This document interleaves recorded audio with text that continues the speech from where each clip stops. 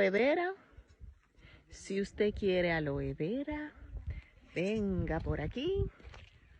Señores, yo quiero que alguien me responda, si alguien tiene la respuesta. ¿Por qué que dicen que la sábila es un híbrido?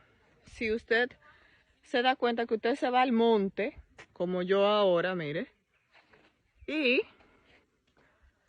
o sea, y mire cómo se da la sábila aquí. Entonces, ¿por qué la gente dice que la sábila es un híbrido? ¿Por qué razón? Si alguien tiene el dato, que me diga, por favor.